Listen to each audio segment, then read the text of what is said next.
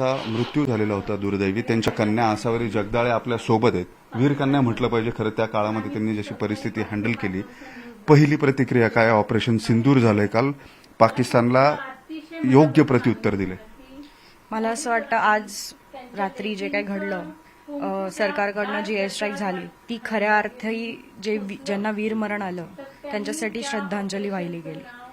आणि जे नाव त्यांनी ठेवलं, जेव्हा आम्हाला कळलं आमच्या नातेवाईकांकडून की स्ट्राईक झाली आहे, तुम्ही न्यूज लावा, न्यूज बघा, आम्ही रडत होतो नाव वाचून. कारण सगळ्या ज्या स्त्रिया होत्या त्यांचं सिंदूरच तर त्यांनी ॲक्च्युली काढून घेतलं होतं. आणि त्याचा जेव्हा अर्थ आम्हाला कळाला की का ते नाव ठेवलं असेल, तेव्हा आम्हाला आमचे अश्रू थांबवता नाही आले. आता खूप बरं वाटतंय. मला असं वाटतंय माझ्या वडिलांनी हे जिथे पण असेल तिथे बघत असेल त्यांना खूप भारी वाटत असणार या गोष्टीसाठी की त्यांचं बलिदान वाया नाही गेलं. जे 26-30 लोक गेली ह्याच्यामध्ये, 26-27 लोक, त्यांच्यासाठी आज खऱ्या अर्थी श्रद्धांजली वाहिली गेली सरकारकडून. त्यासाठी मी त्यांची खूप खूप खूप आभारी आहे.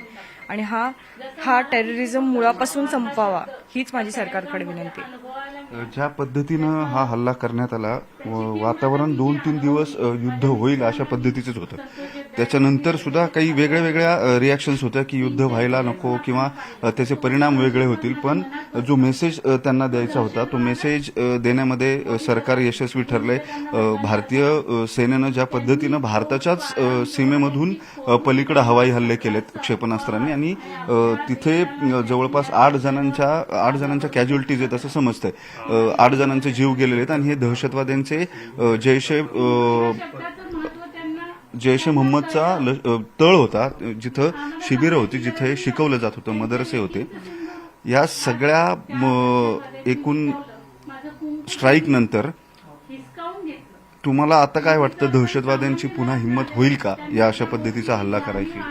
दहशतवाद्यांनी नेहमी भ्याड हल्लेच केलेत भारतावर. भारताने कधीच त्यांना स्वतःहून त्रास नाही दिलेला, कारण आपला देशच असा आहे. आणि आपण त्यांना नेहमी प्रत्युत्तरच दिलेलं आहे. आपण कधीच स्वतःहून त्यांना त्रास दिलेला नाही. आणि त्यांनी नेहमी मागूनच वार केलेला आहे आपल्याला. त्यामुळे काही सांगता येत नाही. पण मला असं वाटतं आपण जो त्यांना आता आपण आपल्याकडून जे त्यांना उत्तर गेलंय त्यानंतर त्यांनी तरी ते करू नये. आता तरी त्यांना कळावं की आता हा भारत नवीन भारत आहे, हा आधीसारखा नाहीये. आणि आत्ताच्या भारताने शांत न बसून त्यांना हे रिस्पॉन्स दिलेला आहे. आणि मला असं वाटतं त्यांनी ह्याच्यावरून तरी शहाणं व्हावं की ह्याचं अजून पुढे वाढून साध्या लोकांना, सामान्य लोकांना ह्याचा त्रास होऊ नये.